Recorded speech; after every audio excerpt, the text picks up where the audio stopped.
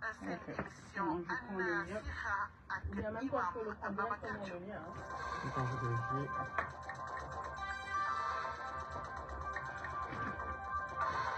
Bonjour.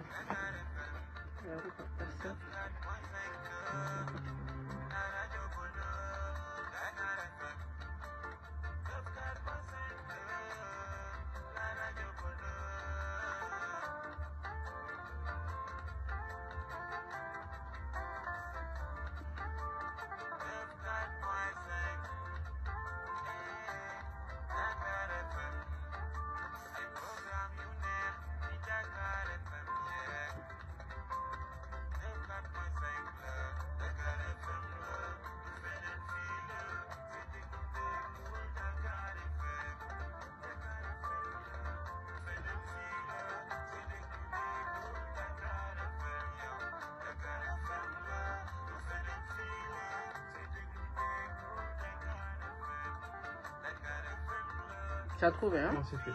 Ok.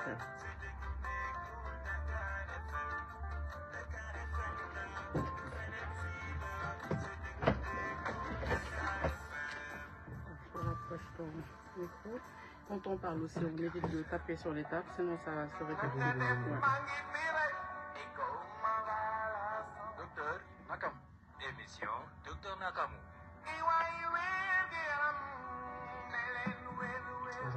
Docteur Nakamu, votre émission de santé sur Dakar FM 94.5. C'est tous les vendredis de 16h à 18h. Et c'est sans tabou.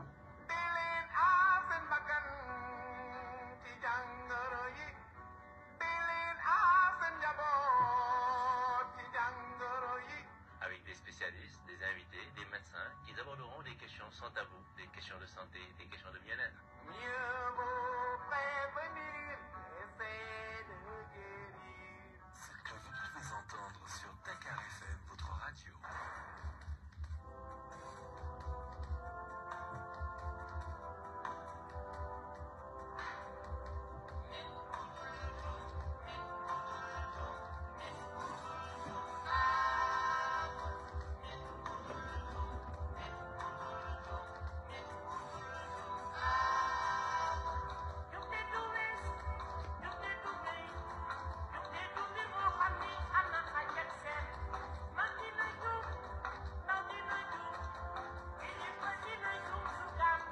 C'est bon? Salam alaikum. Dalen ak jàmm ci seen émission docteur Nakamu comme ça su ne nu teew ak yéen ngir waxtaan ci feebar yu dul wàlle. Association docteur Nakamu mi association bu nga xamante ne lu ko itteel mooy naka lay waxtaanee ak askan wi ngir mu mun mucc ci yenn feebar yi maanaam lépp yu feebar yu dul wàlle ay ñoom diabète ay tension yenn xeetu cancer ndaxte seetlu nañ ne que feebar yooyu muy lekk bu sellul wala ñàkk tàggat sa yaram mun na la indil yenn feebar yi donc loolu moo itteel association docteur Nakamu mun ngeen ñu suivre suñu page Facebook yi association docteur Nakamu comme noonu leen ko déggee mun ngeen déglu tamit si 94.5 Dakar FM mun ngeen woote aussi au 33 821 88 11 tey moom si thème bu am solo la ñuy waxtaane ma bàyyi sunu invité bi mu nuyoo ak yéen Hassan salaamaaleykum. maaleykum salaam soxna si. donc maa ngi lay bàyyi nga nuyu auditeurs yi te nga présenté wu.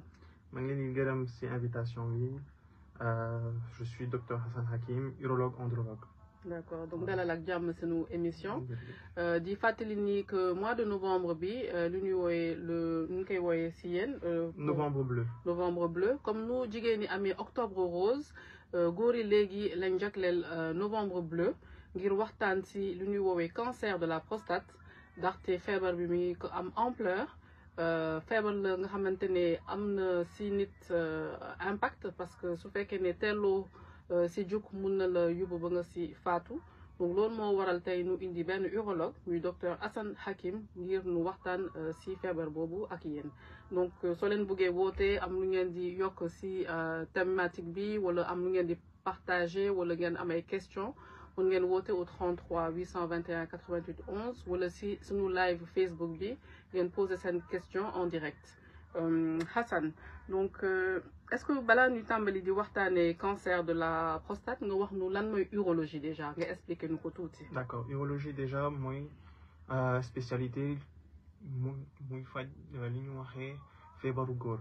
wala li ñu waxee tamit xam naa ku nekk mus na dégg nit ci dañu waxee docteur bi daf ñu wax dama am xeer ci sama yaram lii urologue bi mooy faj affaire bi. tamit ku amee cancer maanaam cancer u prostate cancer vessie cancer u rognon vessie bi mooy nàkk bi ku am jafe-jafe tuuru ndox bi tamit urologue bi mooy faj affaire yi.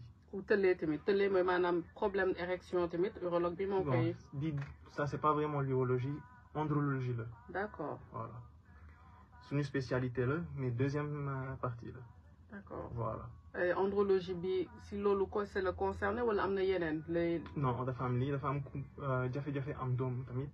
si góor bi du si jigéen. d'accord. ku amee tamit problème mu érection comme ni ñu waxoon. généralement c'est ça. d'accord urologie andrologie donc léegi si wàllum prostate benn cër la bu nga xamante ne si yaram bi la nekk. moom est-ce que mën nga nu wax tuuti déjà naka la mel fan la situé ak lan mooy njëriñam. d'accord déjà prostate bi c'est un organe qui est situé en bas de la vessie en avant du rectum vessie mooy nàkk bi rectum bi mooy bu ñu demee cabinet affaire c'est juste devant d'accord ak ça entoure ce qu'on appelle l'urètre mooy conduit day dem nàkk bi ba si biti day bàyyi saw bi génne ça c'est déjà ça c'est la prostate. Qu'est-ce que je voulais dire? waaw dafa tuuti dafa mag. Chez une personne normale dafay def entre 15 et 25 grammes avec l'âge dafay commencer màgge ça peut aller jusqu'à 100 grammes 200 grammes. Maintenant dafa am ay nit bu ñu amee sax 100 grammes du ñu am benn symptôme alors que yeneen ñi même à 30 grammes dañu commencer am ay symptômes. Il faut savoir que prostate bi c'est un organe qui participe à la reproduction sexuelle boo bañee am prostate mënoo am doom. d'accord foofu la. de façon naturelle. d'accord. Voilà. si prostate bi la ñuy kii sperme bi wala bokkul wala. en fait spermatozoïdes yi dañuy jógee xuur yi. demaat jusqu'à la prostate foofu la ñu fanaan jusqu'à ce que ça sort dañu ànd ak yeneen affaire yu ñu waxee liquide séminal ak yeneen affaire yi yeneen ndox daal. voilà ñoom ñooy bàyyi mañu bi mooy spermatozoïde wala sperme bi mu am doole pour bañuy dem bu ñu sëy wala bu ñu amee éjaculation ñoom ñoo bàyyi spermatozoïde bi jógee ñu ko waxee encore prostate bi jusqu'à mu génn daal voilà dem ba jurukaay bi ak nenukaay bi pour mun a ëmbee. d'accord voilà donc loolu daal mooy prostate. exactement. d'accord léegi su ñuy wax nit ki cancer de manière générale cancer mooy maanaam cellules yi dañuy xaw a dof au lieu que ñuy defaruwaat di ànd ak dal ñuy jékki-jékki rek def leen neex di multiplier wu léegi si cancer de la prostate est-ce que am na ay mandarga ñu nga xamante ne nit ki su ko seetloo si moom mu ni man war naa dem seeti docteur wala balaa sax ñuy wax loolu est-ce que cancer bi bari na fi si sunu si Sénégal. en Afrique subsaharienne bëgguma sax dugg si Sénégal kese. si ni ñu ko waxee encore. si àdduna bi si àdduna voilà si Afrique subsaharienne en tout cas. Toute personne de couleur noire a plus tendance à faire un cancer de la prostate qu'une personne de couleur blanche. Pour l'un, parce que on a remarqué que nit ku ñuul dafa am taux de testostérone plus élevé. Le cancer de la prostate, c'est un cancer hormonodépendant. Maanaam day xëcc dooleem si hormone li ñu tuddee testostérone. ak testostérone góor kese moo ko am. ak ku ñuul dafa am taux de testostérone plus élevé que yeneen dëkk yi. lan moo mën a expliquer nu tax si ñun waaw testostérone bi nu tax si ñuul yi wala loolu amul explication yàlla noonu la ko sàkkee. voilà d'accord donc est-ce que Sénégal mi ngi gën a law wala mi ngi wàññeeku si chiffres yi si yéen wala amuloo si dara lu leer. le problème c'est que actuellement par rapport au cancer de la prostate la majorité de nos patients bu ñu ñëwee ils sont déjà à un stade métastasé maanaam feebar bi dafa wàllu yaram bi yaram bi yëpp daal exactement ok maanaam bu ñu ñëwee li ñu mën a def mooy accompagner malade bi soin palliatif la d'accord mais heureusement que comme nu ma la waxee cancer de la prostate mooy benn cancer hormonodépendant mooy bu ñu bloqué testostérone bi mu neen ko wàññi pendant un certain temps jusqu'à ce que yaram bi wala cancer bi jëlaat doole changer muté mu bañ a dox ak hormone est-ce que nit ki nga xamante ne testostérone bi bari na si moom est-ce que ay mandarga am na nit nga xamante ne nga ne yéen en tant que si seen spécialité bi juste physiquement wala si ay yenn mandarga kenn mënul xam ne kii moo ëppale même si c'est la pilosité karaw bu bari wala baat bu diis. Oui et non parce que mun nga am par exemple kenn dafa am taux de testostérone très élevé mu bañ a am karaw comme mun nga am tamit kenn bañ a am testostérone mu am karaw tamit. ok bon donc loolu c'est-à-dire loolu du wane ne daal.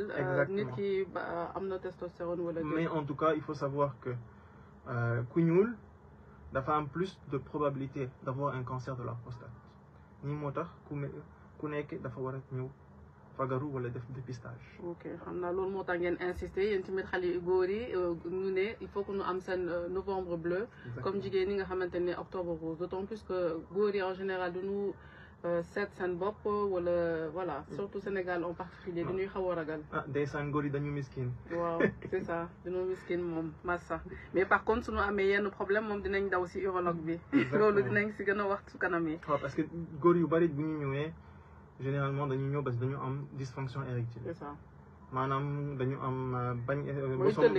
dafay bañ a jóg. waaw voilà wala am jafe-jafe sëy wala ku am ni ñu ko waxee éjaculation précoce mooy buy sëyee day sàndu lu gaaw day sànni lu gaaw. waaw peut-être loolu dinañ si waxtaan suñu temps bi mayee suñu paree si cancer prostate bi ñu gën si xuus léegi si mandarga yi cancer de la prostate lan nga nu mën a yox comme mandarga des symptômes. à proprement parler ku amee cancer de la prostate amul symptôme buy commencer am symptôme ça veut dire que maladie bi déjà elle est avancée. Je vous donne un exemple nit yu bari ay góor gi bu ñu ñëwee consultation dañu waxee sëñ bi man dañu ma waxee ma ñëw fii parce que dama am mettitu yàq sama yàq yëpp ñu ngi metti nangu mënuma tëdd mënuma def dara ak dama am jafe-jafe tuur ndox tamit tuur ndox lu bari ak tamit si ngoon bi damay jóg ay 5-6 fois ak mënuma tëdd sax lu ma mën a def symptômes yi kese nañu am. waaw mooy tuur ndox bu bari wala nga dem tuur ndox du àgg. waaw wala seulement c'est déjà avancé. maanaam normalement. feebar bi am na fu mu toll daal. nga xamante ne exactement maanaam ku amee lii yëpp c'est que probablement déjà feebar bi mënuñu ko faj. dañu arrivé à un moment palliatif la ñu war a def garab rek la ñu mën a joxe pour calmer mais mënuñu ko arrêter. d'accord donc loolu. feebar bi dafa dépassé déjà. d'accord voilà ni moo tax góor ku nekk dafa war a teel ñëw consultation. à partir de l'âge de 40 ans. pour ku ñuul à partir de 45 ans ku xees. d'accord de toute façon loolu dinañ si waxaat su kanamee incha allah. incha allah donc su ma la déglu bu baax mandarga yi daal amul dara daal c'est-à-dire nit ki mun na nekk ak cancer de la prostate du si yëg dara.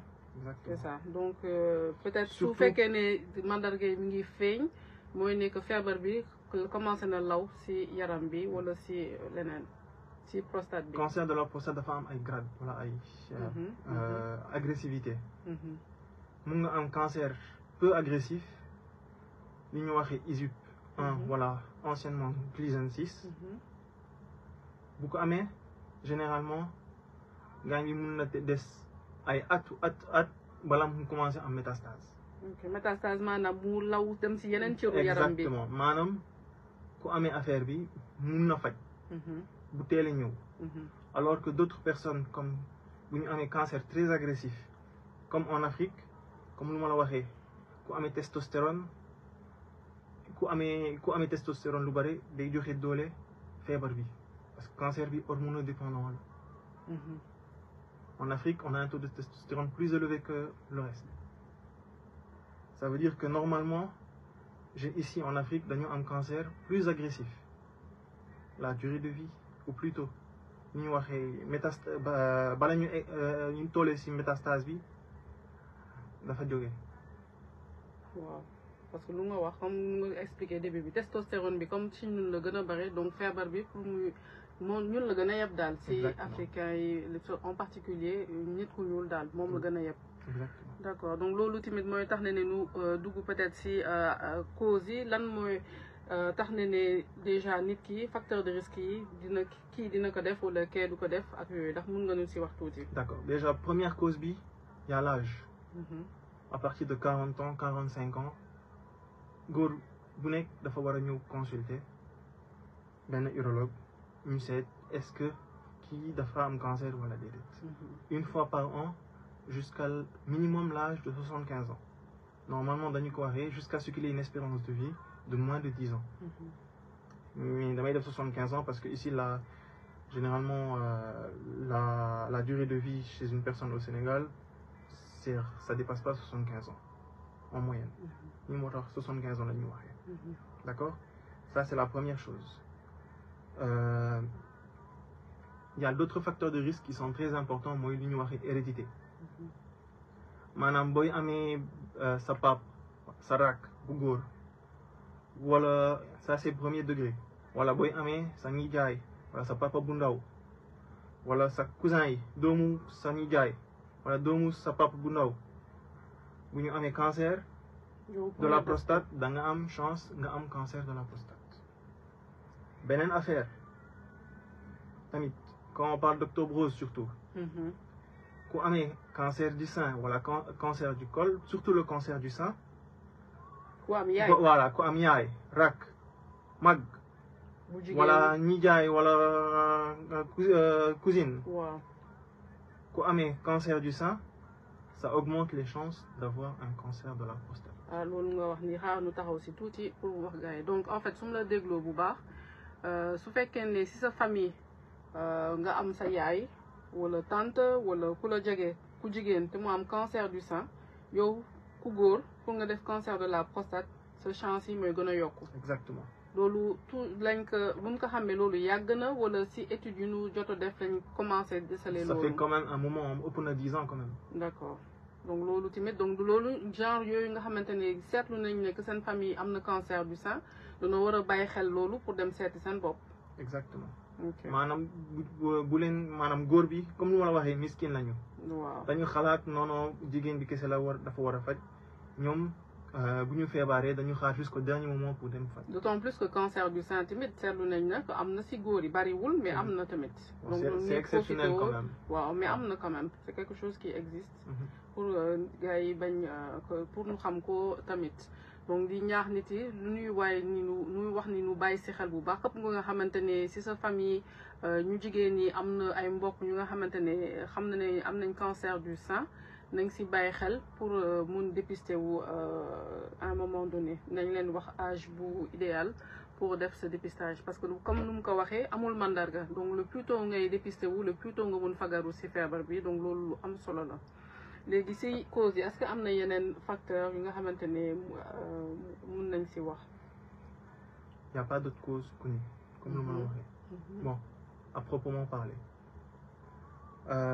généralement.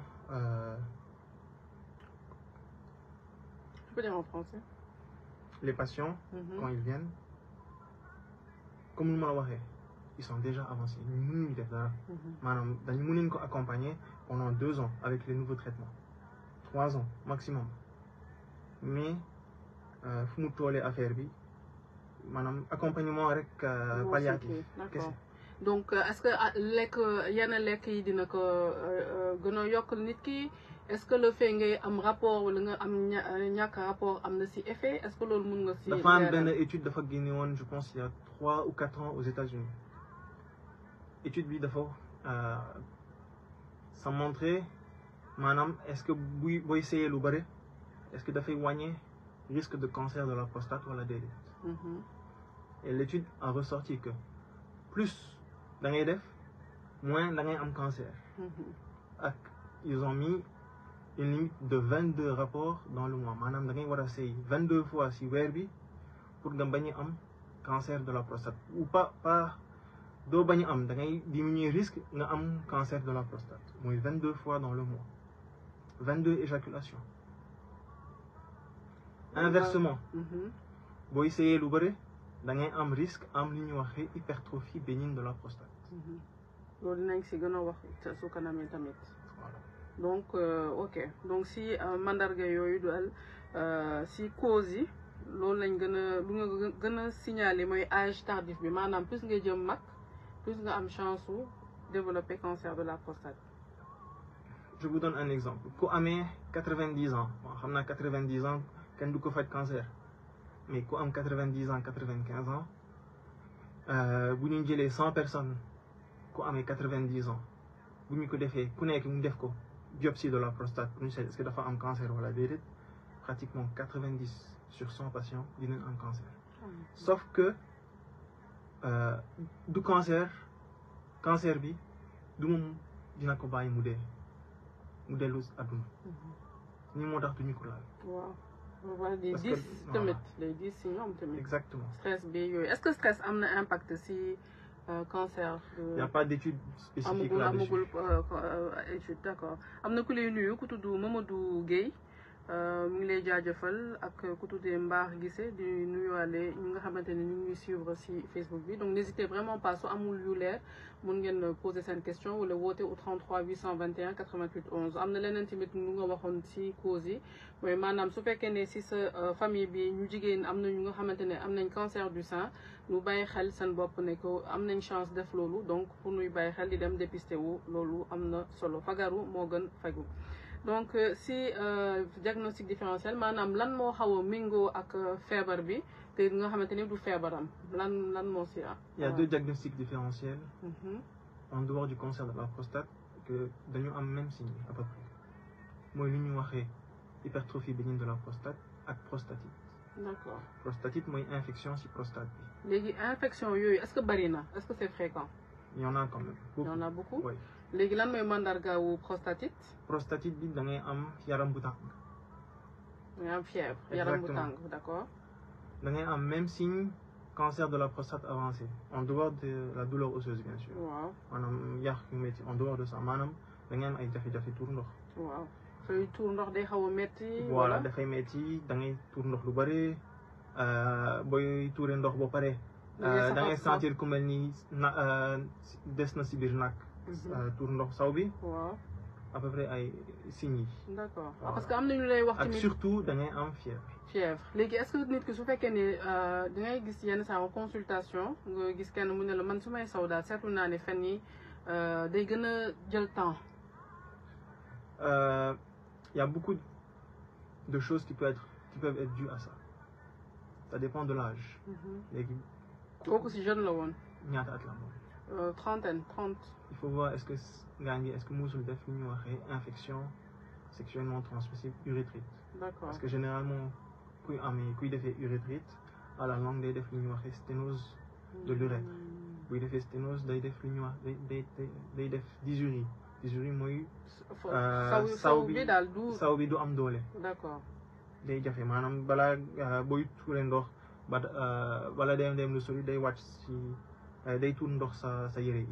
D'accord. Ok donc pour revenir si prostatite bi donc nga ne yaram bu tàng di jaabante si toilette yi. Exactement. Est-ce que am na métit ou pas doo yëg métit. Prostatite généralement da ngay am métit. En plus de la fièvre mais le signe le plus important prostatite aiguë aiguë. waaw mooy fièvre. léegi de mun na am nekk mu chronique. Exactement. chronique prostatite chronique doo am fièvre mais da ngay am quand même tous les autres signes. D'accord mais loolu xanaa nit yi duñu traîner quand même suñu ko yëgee seen yaram. Généralement au début duñu ko tàmbal après au final ça va rester jusqu'à ce que fièvre bi du am. D'accord. buy duggee si prostate bi la seule solution généralement comment nous on le diagnostique à la biopsie bu ñu defee biopsie dañuy xalaat que cancer la ñu ñëw gis que infection prostate la amee. D'accord te biopsie bi jafewul tamit pour def. Généralement avec les nouvelles techniques qu'on a dañuy def biopsie éco-guidée ak dañuy def anesthésion donc day métti mais du comme bu njëkk. D'accord. Voilà. am na ay am na amélioration par rapport à avant. D'accord. Si hypertrophie bénigne de la prostate loolu foog naa bari na quand même. Oui. moo ëpp cancer. C'est tout à fait normal. moo ëpp cancer. Ouais, bien sûr, parce que D'accord. il faut ñu xam qu'à partir de l'âge de 45 ans 50 ans ku nekk prostate am dafay commencer yokk. mais loolu lan moo ko waral. comme lu ma la waxee. hormones yi. hormones yi. Sauf que avec le temps, en fait, ça va augmenter. Comme tamit, si vous faites beaucoup de rapports, prostate bi tamit dina yokk. Ok. Comme lu ma la waxoon inversement par rapport au cancer. Oui. dafay wàññi cancer de la prostate. mais day day yokk hypertrophie Exact. bénigne de la Voilà. prostate. lu tax bénigne parce que loolu du cancer moo tax lépp loo dégg comme tumeur nu yokk sa bénigne mooy loolu amul voilà c'est pas lu grave wante suñu waxee malin wala maligne loolu mooy cancer. D'accord. léegi hypertrophie bénigne de la prostate lan mooy signe yi. waaw. mooy jafe-jafe tuur ndox mooy booy sawee du dem lu sori tamit booy tuuree ndox du dem lu sori à peu près nii la maanaam y a pas d'autre signe tamit da ngay jóg lu bari guddi. Si vous avez remarqué les trois dañuy nuroo. Sauf qu'il y a quelques différences près. am na ku ma doon laajte si cancer de la prostate est-ce que par exemple nit ki su fekkee ne day lu ñuy woowee éjaculation mu gis deret est-ce que loolu immédiatement ku góor gi su gisee deret si ndoxam war na inquiété wu dans le sens où mu ne automatiquement ah lii du cancer wala mun na mingu ak leneen. mun na mingu ak cancer sax. D'accord mun na nekk li ñuy waxee envahissement des vésicules séminales mais c'est pas obligé que ce soit un cancer. Les gens qui éjaculent beaucoup dans la journée peuvent entraîner une inflammation des vésicules séminales maanaam kuy sëy lu bëri ak sandi man yu lu bëri dafay def day sonn li ñu waxee vésicule séminale léegi vésicule séminale bu ñu sonnee dañu def inflammation ak comment je vais t'expliquer ça va faire un frottement. Oui. day collé wu daal ba pare def. Voilà. Waaw. Et c'est ça qui va entraîner le sémin. Mais D'accord. mun na tamit nekk envahissement d'un cancer de la prostate. maanaam kuy gisee deret si mañu bi dafa war a dem gis urologue pour être plus sûr que c'est pas un cancer. D'accord. Pape Gueye nee na bonsoir, j'ai un ami qui passe tout son temps à uriner et parfois il peut rester pendant 3 minutes sans rien sortir. Donc kooku war na dem seeti urologue. Oui. Waaw. Képp nga xamante ne daal gis nga changement si yow muy si tuur ndox bi wala leneen soo gisee loolu mu xaw la jaaxal nga dem si urologue loolu moo gën. Di fàttali que mun ngeen woote au 33 821 88 11. Avant qu'on continue. L'hypertrophie bénigne de la prostate boo ko bàyyi ba si kanam mun na defee lu ñu waxee rétention. Rétention mooy da ngay dem jusqu'à un moment doo mun a saw doo mun a tuur ndox et la seule solution mooy ñu def raccord. Et dans ce cas-là probablement la personne dañu ko war a opérer après. Ok. D'accord. Loolu tamit lu am solo la. Mais tamit cancer de la prostate mun na joxe lii mais à un stade avancé. D'accord. Donc faut que ñu bàyyi xel loolu bu baax a baax a baax. Quant à complications yi lan mooy complication wu cancer si prostate bi. Cancer de la prostate bu muy métastasé la zone de prédilection mooy yax yi surtout les os. Après ça peut toucher les autres organes le foie yeneen yi mais la première chose que ça va faire ça va toucher les os. mun na defee tamit li ñuy waxee compression. Surtout compression ganglionnaire maanaam ganglion yi ñoo nekkee wotu urétère yi dafay comprimé def lu ñuy waxee urétéro-hydronéphrose. Compression maanaam day nacc ak kii bi comme si nga am raccord mu ngay arrosé muy dem mais soo xam nga soo defee pression nga tëj ko affaire day gonflé. Exactement. léegi dafay def lu ñuy waxee urétéro-hydronéphrose. Ok. Commencé ba yàqu rognon yi. Parce que day yéegaat. Parce que maanaam en fait comme rognon yi ñoom ñooy bàyyi saw bi ñoom ñooy produire saw bi dem si nàkk bi saw bi dafay bañ a yéeg bu si kaw dafay bañ a astafurlah génn saw bi day des si kaw léegi bu ñu ko bàyyi ba si kanam dafay roñoom yi dañuy yàqu bu ñu yàqee lu ñu mën a def la seule solution après dialyse bi. donc benn complication mi ngi noonu. Voilà. D'accord ak yenn ak beneen encore ak yenn encore nga am si complication yi. En dehors de douleur osseuse ak dafa am compression médulaire tamit. maanaam si digg ginnaaw si. bu ñu demee ba si kanam. comment on appelle ça la moelle. La moelle. Bon c'est pas la moelle au niveau médulaire c'est au niveau de la moelle.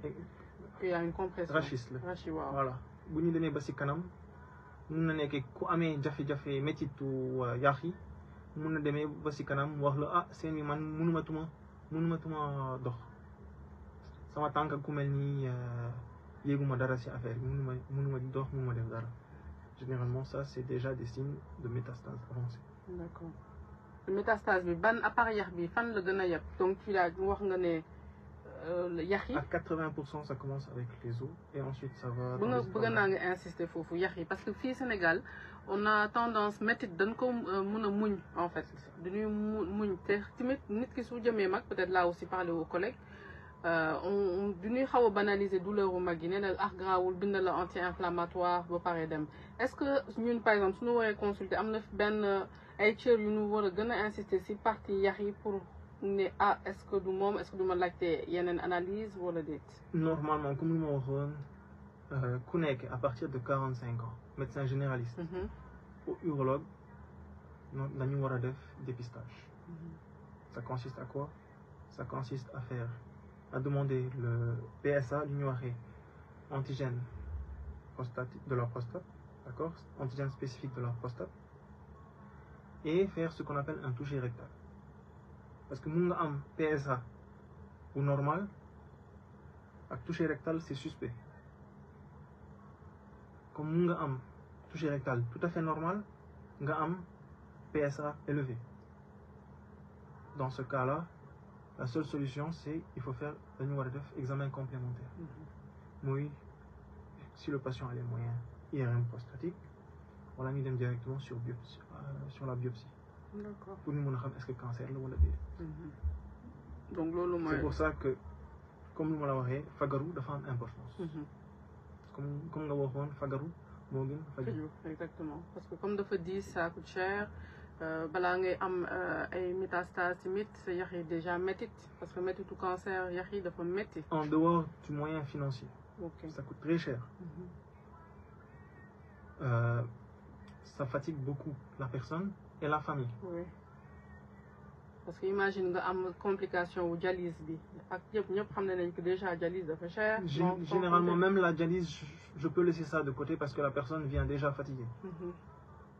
Mais en dehors même de la dialyse malade bi bu mu ñëwee day sonn mënul jóg il faut mu ànd ak kenn toilette pour leen tuur ndox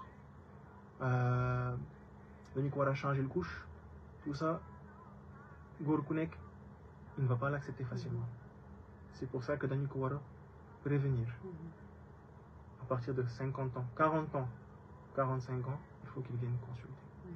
dem defi dépistage comme ñun jigéen ñi ñu waxee cancer du sein dem leen def mammographie wala dem leen defi frottis xale yu góor yi tamit à partir de 40 ans mu leen di ñaan ngeen di dem jege urologue lu ñuy woowee wala même médecin général wala urologue ngir ñu defal leen ay analyse pour xam fan ngeen tollu ci seen prostate.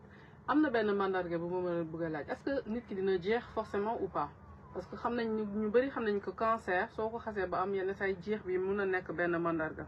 Pas forcément mais xam nga ku amee méttitu yàq wala méttitu yaram bu métti ba lui-même dafay bañ a lekk maanaam lekk bi sax du neex si yaramam mais en dehors de ça généralement non.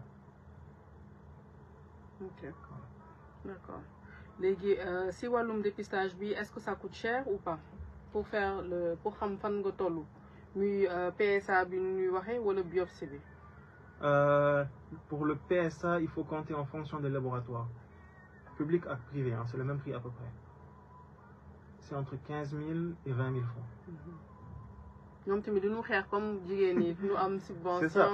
Il faut savoir que l'urologie, comme ay miskin ngeen. l'urologie, il n'y a presque pas de subvention là-dessus. PSA n'est pas subventionné. Bon, c'est vrai que maintenant, avec le plan Sésame, mais c'est généralement les gens de plus de 60 ans. À partir de 40 ans, la nuit, voilà, dépistage. 45. Voilà. Ok. Ouais. Donc, par rapport à la biopsie, dans le public, ça va coûter à peu près, avec un impact comprise, à peu près entre 40 et 50 000 dans le public. Dans le public privé, on a des 100 000, 150 000. Parce que est-ce que la biopsie c'est anesthésie générale ou locale? Non, locale. Chapato prostate, on va ici Olof. Pour nous, chapato prostate, généralement, patient bi, fait nous en consultation, nous avons une biopsie. Comme salle accouchement, il y a une position gynécologique. Il y a une biopsie. Généralement, on le fait par voie éco-guidée. Soit par voie endorectale ou la voie pelvienne. Et si vous avez fait, vous avez ay signes si IRM wala yeneen affaire yi bu ñu am ay signes IRM dañuy jël à peu près dañuy chapato prostate bi 12 fois. C'est pas évident.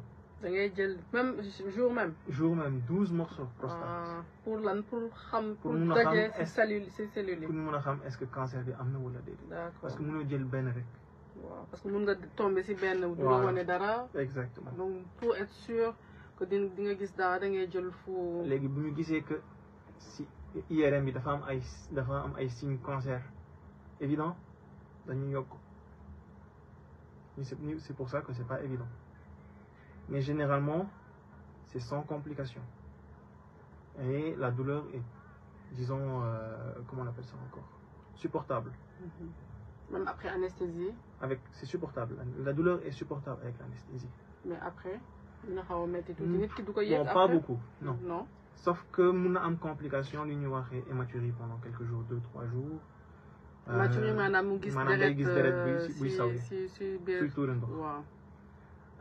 Mun na nekk tamit yaram bi day tàng, dans ce cas il faudra lui mettre une antibiothérapie. Mun na nekk tamit day am lu ñuy waxee tamit hémospermie maanaam buy ndox bi suy voilà manio bi buy génne day ànd ak deret tamit. Généralement c'est cela. D'accord. Donc loolu daal la ñu gën a. mun na nekk tamit mu am lu ñuy waxee rétention. Parce que xam nga bu ñu chapato prostate dafay entraîner inflammation de la prostate. buy defee inflammation. day yokku donc day comprimer. Exactement mun na joxe rétention tamit. Ok, d'accord. Est-ce que loolu nu ngeen si def bari na pour biopsie bi? Oui, beaucoup. Bari na ok.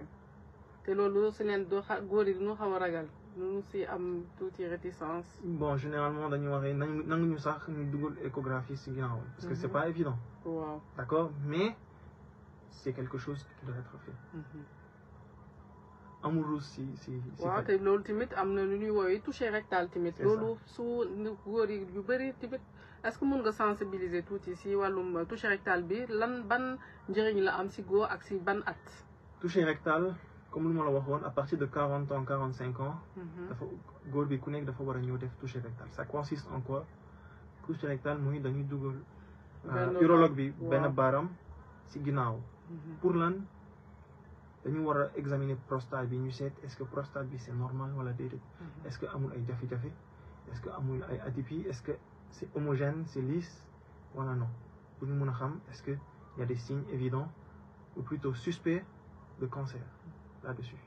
Et en cas de toucher rectal suspect dañu war a def biopsie voilà. D'accord donc loolu nga xamante ne lu am solo la. Léegi yow si wàllum prévention bi balaa ñuy wax si prise en charge bi lan nga ñu mën a wax si prévention bi.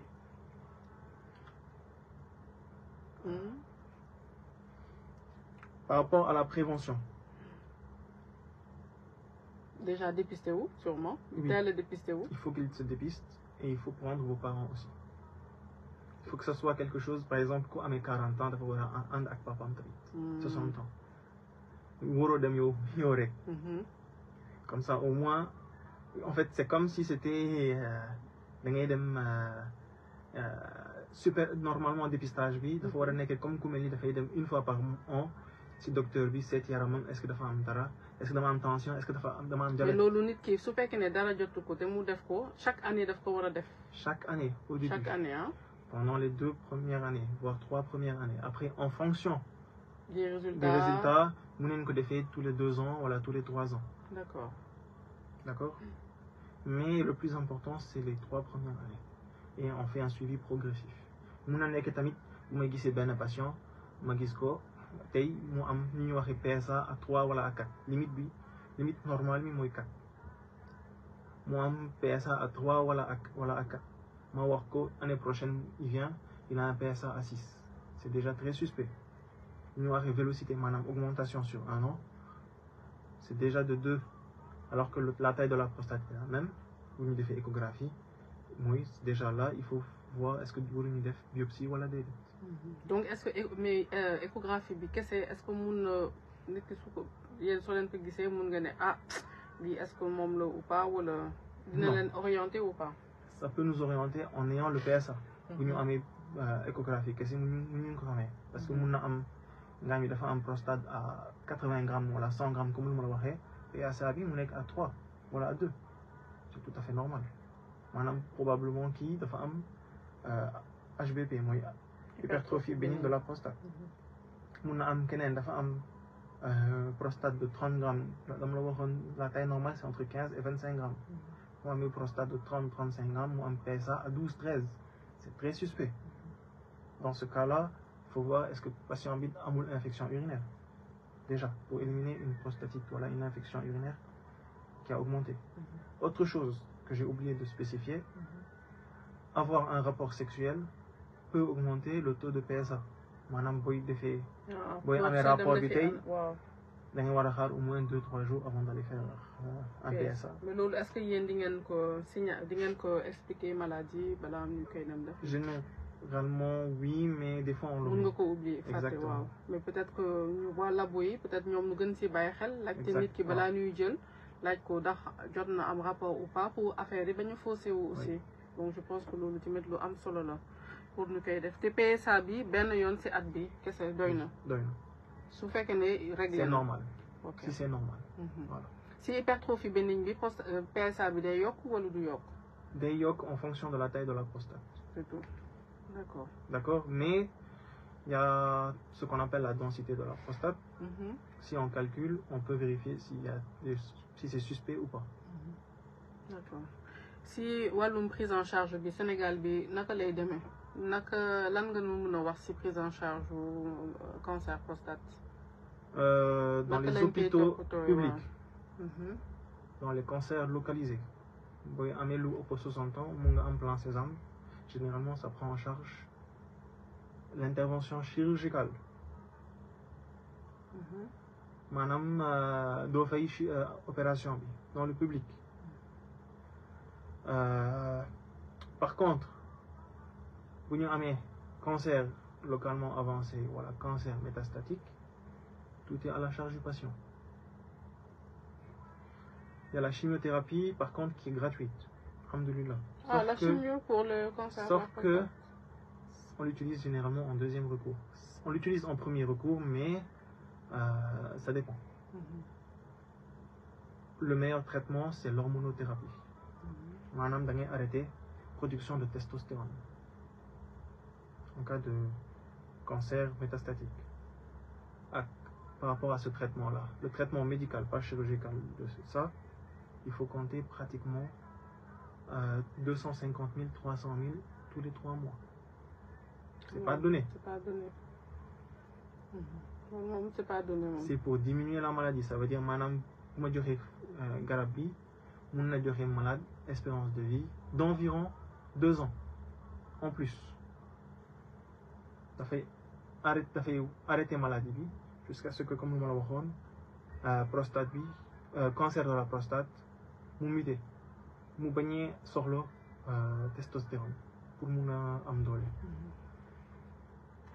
Mais au bout de 2 ans généralement prostate bi cancer de la prostate bi dafay am doole commencé liggéey ba indi yeneen métit bi jusqu'à ce que la mort arrive. Donc si suñu la dégloo bu baax complication bu gën a mag a mag si cancer prostate mooy dee comme yeneen cancer yi. Exactement. Ok donc nit ki day am altération métastase yi métit yi ak yëpp ba mujjee faat. Ok donc cancer de la prostate du lu nu war a caaxaane. Exactement. Maintenant autre chose, là j'ai parlé de l'hormonothérapie. La femme tamit radiothérapie. Waaw c'est pas cadeau. te Sénégal dinañ ko def. Ouais, radiothérapie, je pense qu'il y en a dans le privé, dans le public. Je sais qu'il y en avait dans 2 hôpitaux au Sénégal. Je ne sais pas si entre-temps... Un changement voilà. ou pas. D'accord. D'accord. Je vais vous donner juste... comment est-ce que vous vous donner une à peu près. Ouais, bien sûr. Je vais vous... Par exemple, il y a un hôpital majeur au Sénégal qui traite les cancers de la prostate. Sur 105 patients qui ont été traités, ça a coûté à peu près 167 millions sur une année. C'est-à-dire que vous nous dites les 105 maladies, ce qu'on a fait chez eux, ça a coûté 167 millions. C'est pas cadeau. Non, c'est pas cadeau. D'accord? Si on prend juste les personnes qui ont été traitées de cancer localisé, madame, fait Barbie, Mounin Kofad. C'est prostate direct, là, voilà, exactement. Voilà. Ça a coûté à peu près 5 millions seulement. Madame Yenen, c'est soit localement avancé, dans ce cas-là, dañu war a def li ñuy waxee localement avancé maanaam si wetu cëru prostate bi mooy vessie bi. Non, pas vessie, c'est juste à côté au niveau de la prostate. Il y a les vésicules séminales et tout ça. Maanaam mu leen ko opérer dafa am chance mu faj mais il y a plus de risques que cancer localisé. Dans ce cas-là, généralement dañu defee radio-hormonothérapie ou bien chirurgie avec hormonothérapie. Là, ça a coûté à peu près, si je calcule les deux en même temps, 18 millions. Déjà, c'est plus cher. Voilà. Les gens qui ont déjà métastase, si on calcule, on a enlevé 18 millions, on a enlevé 5 millions. Ça fait combien? 23 millions. Moins 170 millions, 167 millions. Ça fait que quoi mes cancers métastasés, juste 140 millions pour à peu près 80 malades. Donc le 10 là. Le 10 là. Ouais. Le 10 là. Donc... Et par rapport à ça, c'est dommage qu'on n'ait pas de subvention par rapport à l'hormonothérapie. Parce que est-ce que association? C'est pour ça que d'ailleurs que l'ASU à travers moi, on est venu parler. On a une association? Oui, association ASU, c'est ce qu'on appelle Association sénégalaise d'urologie. D'accord, ça existe depuis quand? Ça date quand même, ça fait peut-être... moi, je suis dedans depuis 2 ans, 3 ans. Depuis 2 ans. Sauf que je pense qu'ils sont là-bas depuis 7-8 ans quand même. Un jour, je vais essayer de vous inviter pour que nous connaissions l'an de ASU, l'an de perspective et autres.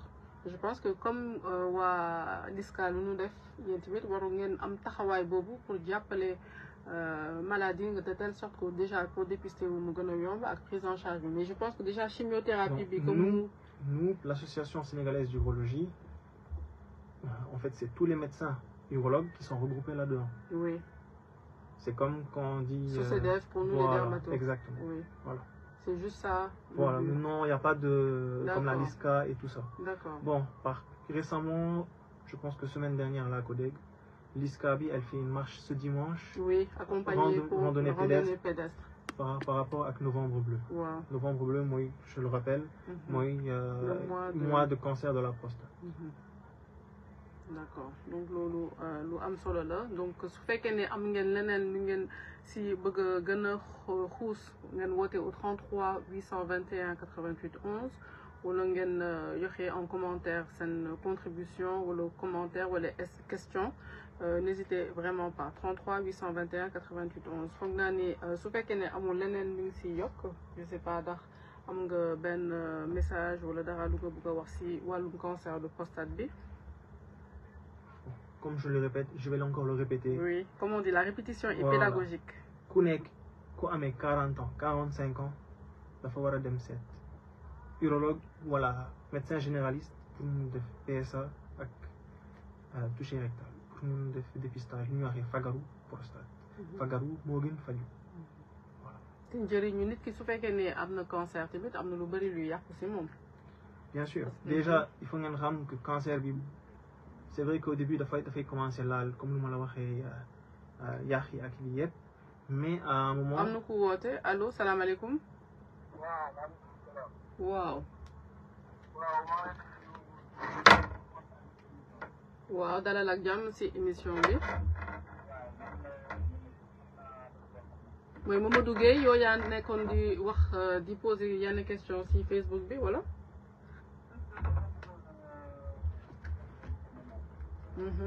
waaw baal ma vas-y excusez-nous waaw ñu ngi lay déglu.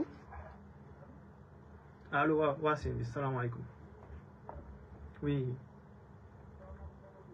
oui oui.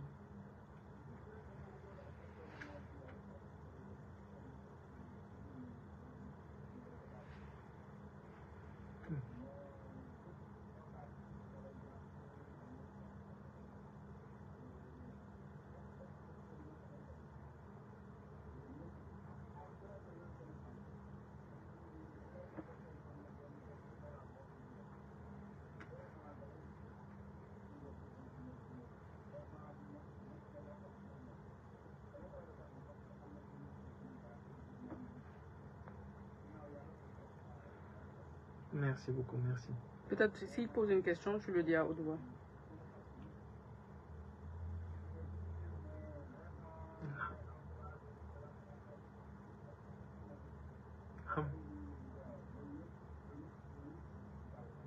Alhamdulillah, sant Yàlla.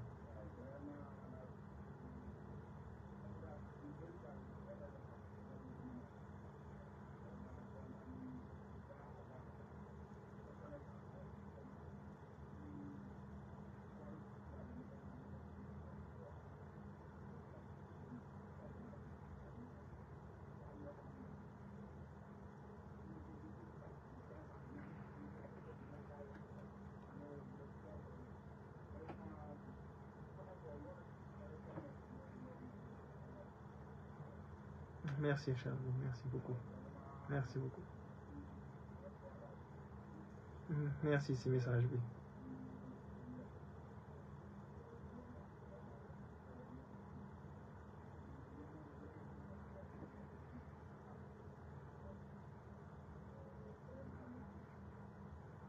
Merci beaucoup. Allez. Donc ñu ngi nuyu Mamadou Gueye di ko remercier ci intervention xam naa ku la xam la sûrement parce que mi ngi doon réagir ci Facebook bi donc su fekkee ne bu ngeen wootee wala voilà am ay question urologue bi mi ngi fii n'hésitez pas ngeen woote au 33 821 88 11 33 821 88 11 est-ce que amoon na leneen ci lu nga bëgg a yokk ci. Non, par contre amul ci affaire bi. Maanaam c'est pas question ça touche wàllu góor bi. dañu war a. waaw loolu foog nga insister parce que góor yi ñu bëri dañuy xaw a rus dañuy xaw a am kerse en fait. Exactement wala ba nit yu bëri bu ñu ñëwee par exemple en consultation dañu bu ñu toogee dañu gis que dafa am jigéen rek dañuy jóg rek daaw dem. dëgg la du ñu wax daal du ñuy wiiri rek mais du ñu wax loolu. alors que amul ruus ci affaire bi feebar la feebar ku nekk dafa war a faj. donc bañ si am kersa daal su fekkee ne yëg nga lu nga xamante ne foog naa ne benn affaire rek dina tax ne moom peut-être loolu nu waxtaan si après dina tax ba xale yu góor yi nañ xaw ma daw si médecin bi urologue mooy par exemple nu am peut-être lu ñuy woowee dysfonctionnement érectile tëllee si wolof. waaw dysfonction érectile déjà mooy dafa am plusieurs types. Les gens par extrapolation ñuy waxee dafa am dysfonction érectile maanaam bosom bi day bañ a jóg.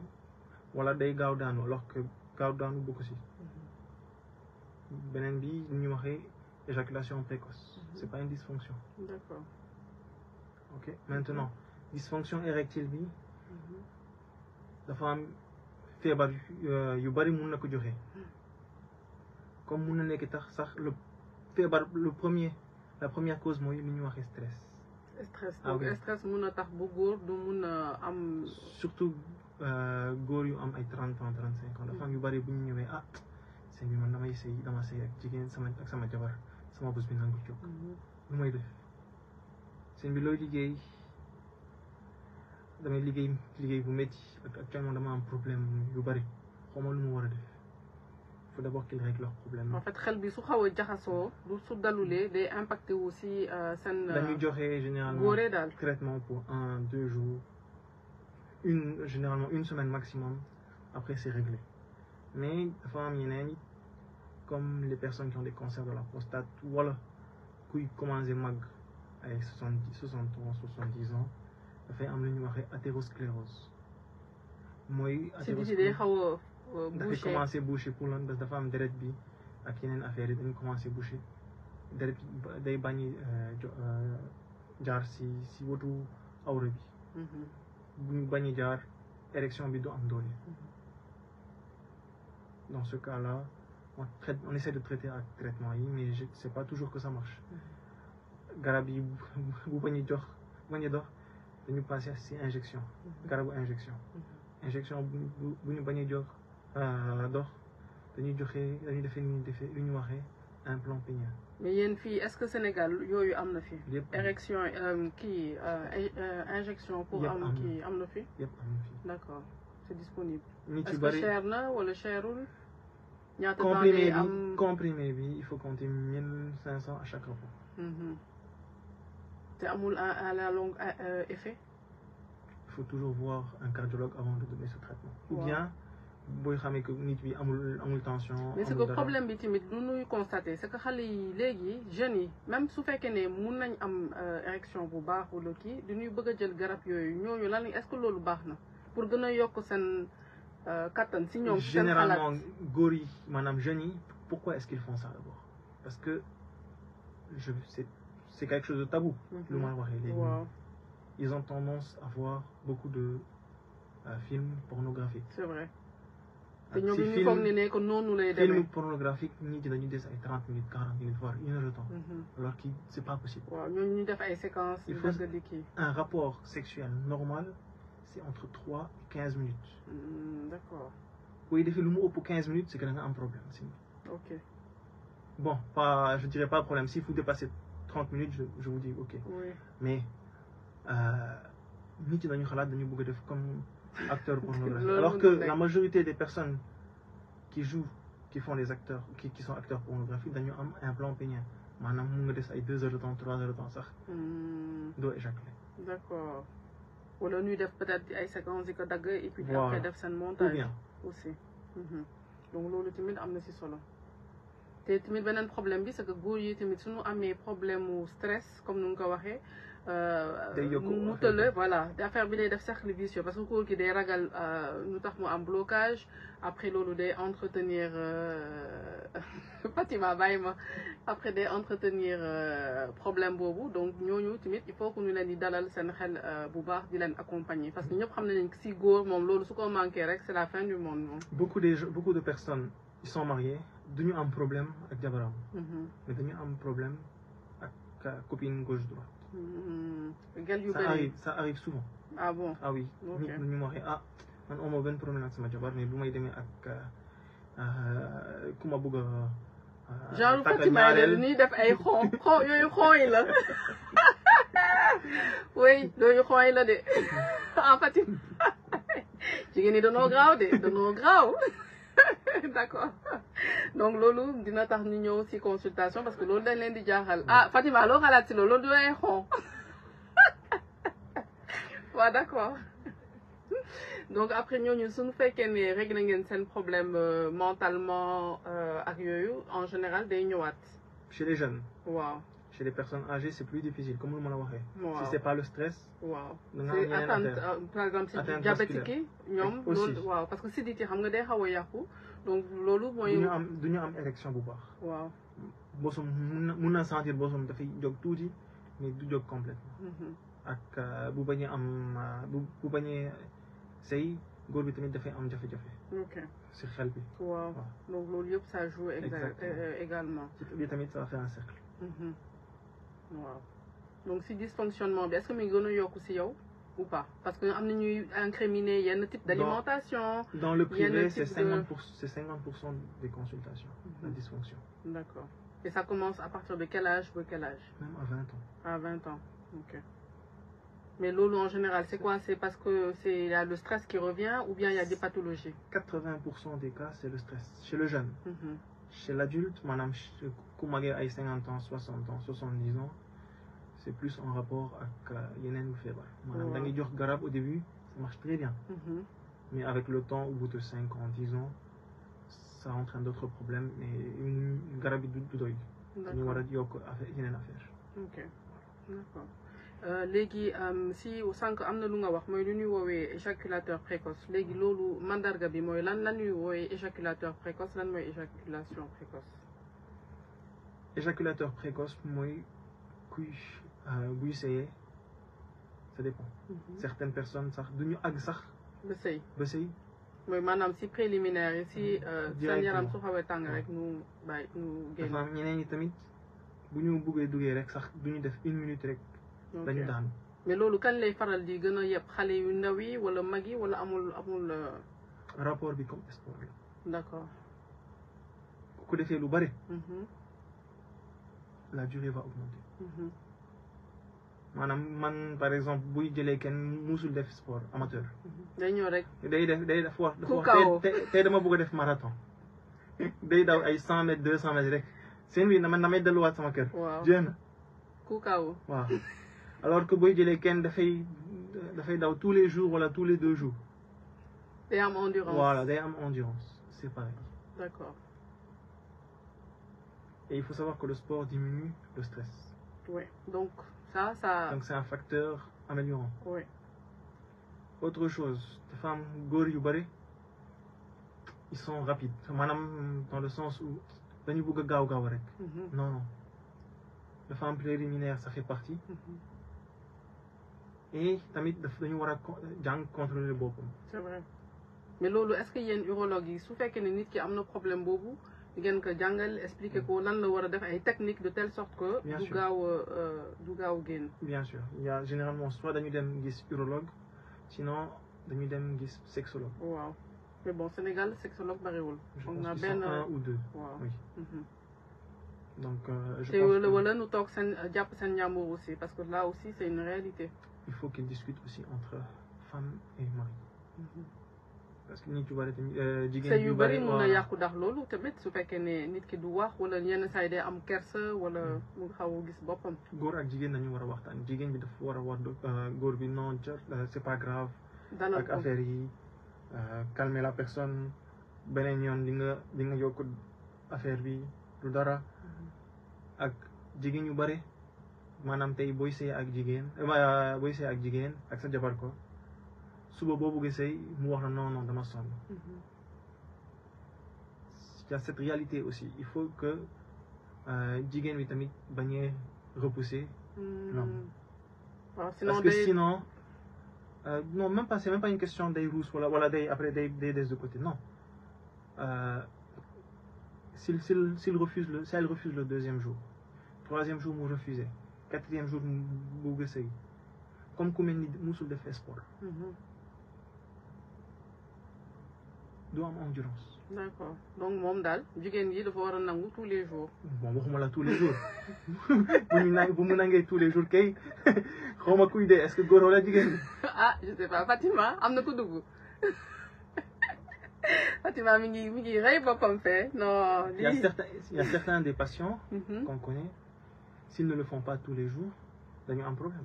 ok mais ça c'est est-ce que c'est lié au taux de testostérone ou ça n'a aucun rapport. Oui et non. Oui et non. Il y a aucune étude qui le prouve. Okay. Mais certaines personnes veulent le faire tous les jours. D'accord.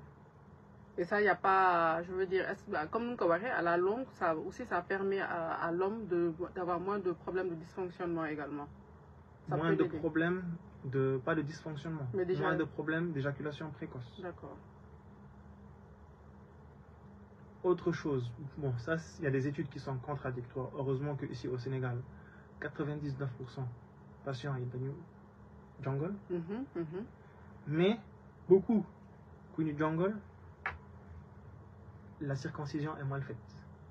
Maanaam jonglu Saloum tuuti rek lañu dagg comme ku mel ni ngaañ musuñu ko jongal. D'accord. La circoncision est un facteur améliorant l'éjaculation précoce. Pourquoi? Parce que prépuce lu ñu dagg c'est une zone qui est très érogène, très vascularisée, très innervée. boo ko daggee. Le prépuce bi mooy nu ñu koy waxee wala. bopp bi non. non du bopp lu ñu dagg. lu ñu dagg. D'accord. waaw lu ñu dagg bu ñu bëgg jàngal xale bi. D'accord loolu ñuy dagg daal. voilà ok.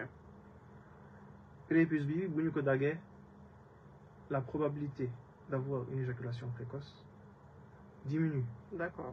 Mais ça veut pas dire que bu ñu ko defee doo am éjaculation précoce. C'est un facteur favorisant. D'accord? Facteur favorisant le fait de ne pas avoir d'éjaculation.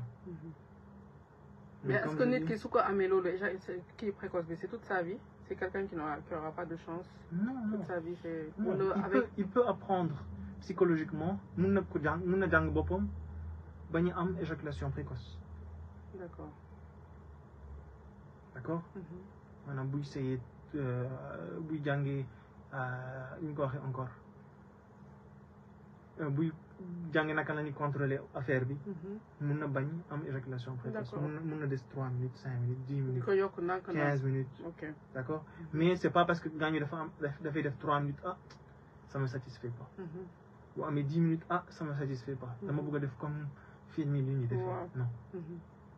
donc daal képp nga xamante ne gis nga loolu ci yow nga jëm seeti docteur parce que léegi garab yi tamit yu ñuy jaay xawma yow lan nga ci wax ci marché bi bari na te yenn saay le danger c'est que yenn saay garabu pharmacie bi ñuy jël dëbb ko boole ko ak ay xob ne la voilà loolu mooy kii est-ce que loolu yéen yaa leen ci bàyyi xel. en cas de surdosage. maanaam xam nga arrêt cardiaque. maanaam docteur booy demee ci docteur bi daf lay bindi ay comprimé. comprimé bi dafa am dosage spécifique. laboratoire bi moo ko mooy defee dosage bi. maanaam mun dépasser dosage bi. léegi booy demee ci waa marchand kuy jaay garabu olof wala garabu bëgguma dugg ci garabu olof si dañu am problème ak suuf bu ñu demee ci waaye kuy jaay ay garabu ci tali bi. voilà daf lay def ay xoti bu ñu ko waxee encore.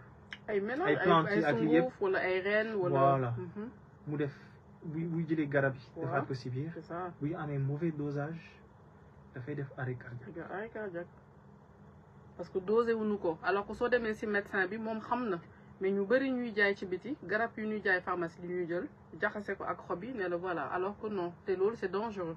parce que même ñoom balaa ñu koy bind en général du ñuy saytu xol bi est-ce que xol bi antan na garab bi donc loolu yëpp dañ ciy bàyyi xel donc gars yi vraiment ngeen moytu parce que publicité yi bari na da ngay seetaan ci yenn série wala ci Facebook bi ku nekk day jaay lépp ci wàllum góore bi donc ñu bàyyi ci xel ne effet secondaire yi le plus dangereux mooy arrêt cardiaque maanaam nga faatu am rapport rek nga faatu ci donc ñu bàyyi ci xel bu baax a baax.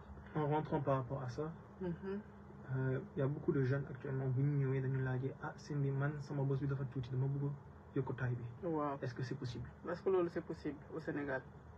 même en dehors du Sénégal c'est pas possible mënuñ ko il peut avoir un semblant maanaam dafay xalaat que c'est augmenté mais c'est pas vraiment augmenté.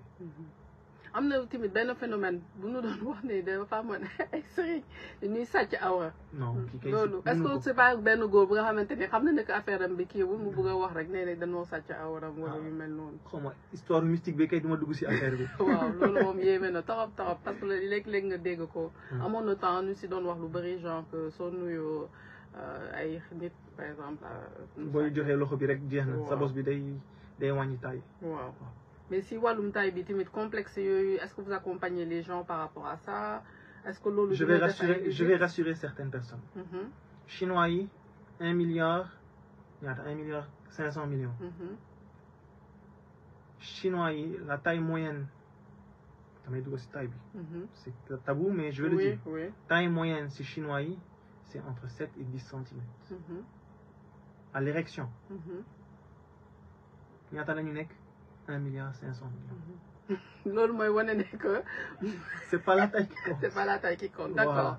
Le message est passé. D'accord. D'accord. Maanaam amul stress ci affaire bi. Mhm. La taille. Fatima, arrête. La taille mondiale connue, c'est environ 13 cm. Mondiale moyenne. Ok. Et le Sénégal est très bien par rapport à la liste. Je sais pas qu'il y a une dernière. Il y a bu tax chinois yi ñëw jël sunu xale yu góor yi waay. D'accord. Donc c'est ça en gros quoi. D'accord. Et maintenant, par rapport aux implants dont tu parlais, est-ce que c'est une réalité? Est-ce que c'est quelque chose... Ça commence à être là de plus en plus. Sauf que c'est pas disponible au Sénégal pour le moment, ou plutôt, même si c'est disponible, c'est très très très cher. Madame kuy bëgg def implant pénia, il faut calculer à peu près à peu près 7 millions. Ok. Il y en a aussi qui utilisent les pompes, les choses, c'est pour aspirer. C'est la même chose. Ok. C'est la même... C'est une pompe qu'on met à l'intérieur, qu'on gonfle. Oui. Oui, c'est un implant pénia qu'on met à l'intérieur. Ok. Ça peut être soit une pompe, la mun a nekk silicone. Ok. Voilà. D'accord. Donc loolu tamit lu am solo la Sénégal pour gars yi xam na ne que y a des solutions pour tout donc pour nu bañ a ñu gis daal mu xaw leen jaaxal daal lañ dem ci urologue mooy ci seen spécialiste wala généraliste ñoom dina nañ mun gën a saytu wax leen lan lañu war a def wala lan mooy solution yi nu bañ a am tabu daal bañ a ragal. Exactement. Léegi est-ce que am na yeneen cause est-ce que infection mun na yoxe dysfonctionnement? Infection mun a joxe dysfonctionnement. Je vois pas par quel principe. Peut-être si ça touche un nerf. Boo amee par exemple lu ñuy waxee gangrène wala lii. Lii secondairement mun a joxe dysfonction érectile.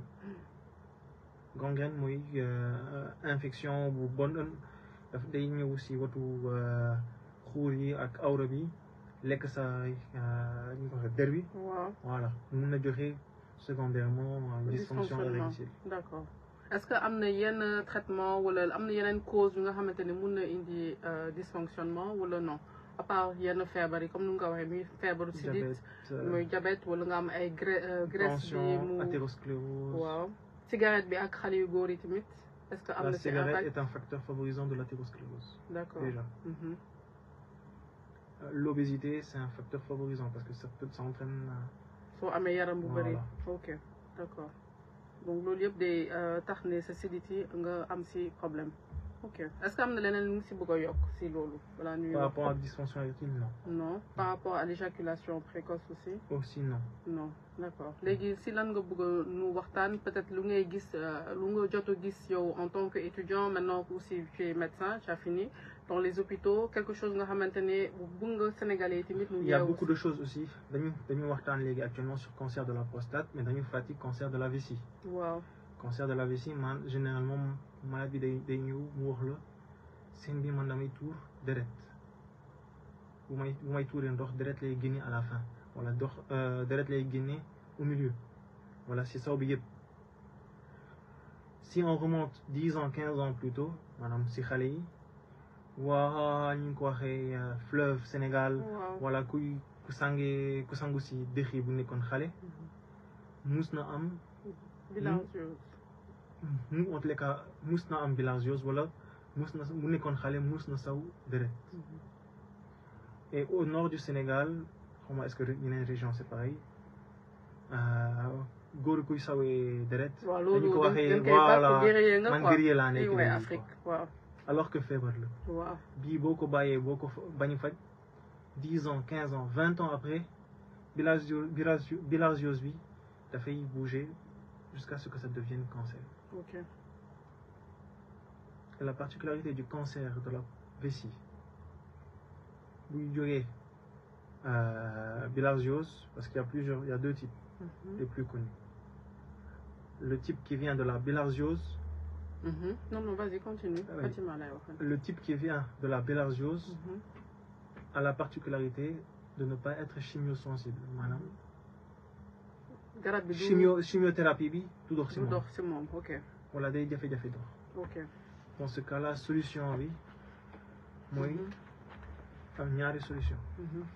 Ñu def ce qu'on appelle résection transurétrale de la vessie mooy dañu gratter vessie bi ñu essayer dindi feebar bi bu ñu ko bañ mun a def maanaam cancer bi dafa yokk lu bari mais bu léegi laalul yeneen yaram bi solution mooy ñu dindi carrément nàkk bi dindi nàkk bi c'est pas quelque chose de simple maanaam gaañ bi dafa war a dund ak poche pour saw bi tour ndox waaw te loolu est-ce que bari na fi cancer de la vessie toutes les personnes man 5 ans laa defoon spécialité toutes les personnes dañu amoon cancer de la vessie sont décédées parce que dañu am comme cancer de la prostate duñu def dépistage voilà bu ñu amoon bilharziose duñu ko traité ak tamit bu ñu ñëwee dañu ñëw un stade tardif duñu mën a def dara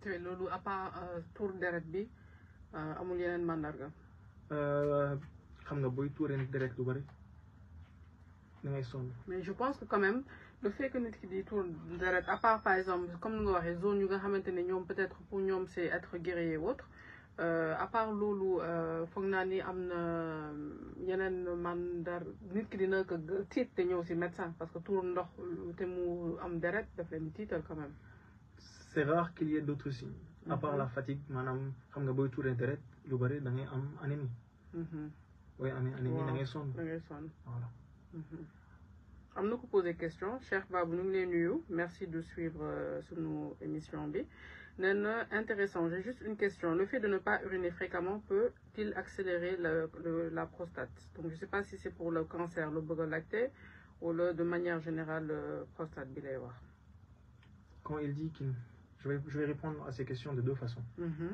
quand il dit qu'il n'urine pas fréquemment qu'est-ce qu'il entend maanaam moom du naan ndox donc Cheikh Babou su fekkee ne yaa ngi ñuy déglu nga leeral nu question bi wala nga woote au 33 821 88 11 pour wax nu lan mooy question bi exactement le fait de ne pas uriner fréquemment peut accélérer la prostate waaw donc nga wax nu ndax c'est genre nga téye sa saw doo dem toilette ou bien maanaam ngaañ bi dafay am jafe-jafe saw bi nangul génne est-ce qu'il parle de ça ou bien non maanaam man suba ba ngoon du ma naan ndox duma tuur ndox lu bari lii c'est tout à fait normal waaw kuy bañ naan ndox lu bari du tuur ndox lu bari nee na le fait de garder longtemps les urines ça va fatiguer à la longue la vessie oui la vessie pas le rein non c'est la vessie que ça va fatiguer maanaam sa vessie tout le temps day contracté da ngay contracté te même infection daf lay yëpp aussi surtout ñun si jigéen surtout les femmes parce que vous les femmes votre urètre dafay def 2 centimètres waaw su moo gën a maanaam bactérie bi bu war a jógee si buntu bi bu demee ba si biir c'est vrai c'est que en 2 heures 3 heures de temps mun na excès c'est vrai daf lay joxe infection c'est vrai alors que si góor bi conduit yi dafa sori léegi si góor bi s'il a une infection urinaire il faut chercher une autre pathologie d'accord donc moom le fait que mu ne de garder longtemps sawi loolu loo koy nit kooku lan nga koy tontul je vous lui conseille de ne pas fatiguer sa vessie c'est-à-dire nit ki muy góor wala jigéen soo sentir ne que da nga bëgg a tuur ndox ak mun nga dem tuur ndox nga dem tuur ndox moo gën nga téye ko voilà parce qu'à la longue day sonal vessie bi nàkk bi ok te lu koy sonal après lan mooy lan la mun a indil comme complication par rapport à ce qu'il a dit on n'a pas de données spécifiques mais par exemple prostate bi booy garder booy ku amee lu ñuy waxee hypertrophie bénigne de la prostate wala cancer buy jàppee sawli tout le temps day bàyyi lu ñuy waxee si vessie bi day am lu ñuy waxee je vais être large c'est pas vraiment ça hernie mooy hernie de la vessie mooy en vrai c'est des diverticules hernie c'est vrai c'est pas vraiment le mot dañu waxee diverticule mooy genre hernie mais si biir vessie bi maanaam sa vessie bi dafay commencer am ay pax waaw xam nga force bi voilà pourquoi parce que dafay contracter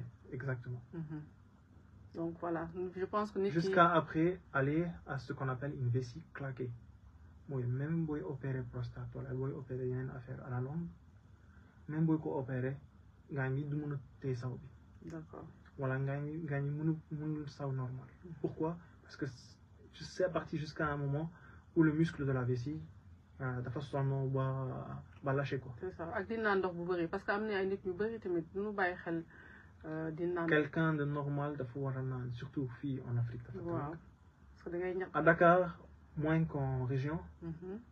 Dañu war a naan entre 2 et 3 litres par jour. D'accord. 2 à 3 litres. 2 à 3 litres Ouais. d'eau. Ouais. waxuma leen alcool wala yeneen affaire de Ndox. ndox. Surtout que par exemple au nord du Sénégal, à l'est du Sénégal, il y a plus tendance, les gens ont plus tendance, parce qu'ils ne boivent pas de l'eau, dañuy def lu ñu waxee lichage wala calcul. mooy ay xeer ci rognon yi wala ci napp bi lii booy naanee ndox lu bari mun na wàññi fréquence bi. c'est vrai que dafa am lekk mun na ko joxe dafa am yeneen affaire mun na ko joxe maanaam mode de vie maanaam naan meew lu bari. yàpp bari ça dépend du type de calcul dafa am calcul yu bari. type yu bari. ça dépend du type de calcul du type maintenant en fonction du type de calcul mun nañu ko waxee seen bi da ngay war a teel naan meew da nga war a teel lekk yàpp lu bari wala graisse lu bari.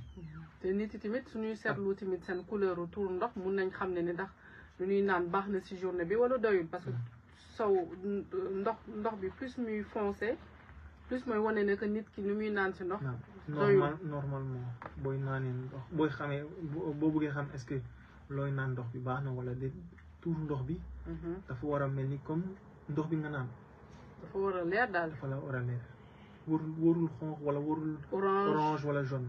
dafa war a voilà entre le jaune et le clair. waaw donc su fekkee ne nit ki yaa leen di tuur ndox te seen tuur ndox mu xaw a foncé il faut ngeen xam ne kon lu ngeen di naan ci ndox bariwul il faut ngeen gën a yokk ndox bi surtout mag yi tamit parce que mag yi yu bari du ñuy fàtte naan. donc xale yi di leen gën a jàppale pour ñuy naan parce que yenn saa yi même déshydratation wala yeneen ak yeneen ñu leen di yot on en profite aussi pour passer le message donc naan ndox am na solo bu baax ci cancer léegi toujours ci cancer bu wesi bi lan nga nu mën a yokkal tamit lu war a xam. Prise en charge bi c'est la même chose comme cancer de la prostate. et am chimio radio. du am chimio par rapport ak bilharziose. d'accord maanaam même bu ñu ko defee même bu ñu defee chimiothérapie on est obligé de le faire mais chimiothérapie bi amul ñu ko waxee encore amul résultat lu ñu bëgg. maanaam le cancer de la vessie secondaire à la bilharziose réagit très mal à la chimiothérapie. dans ce cas-là la seule solution mooy ñu dindi nàkk bi comme ni ma la waxee.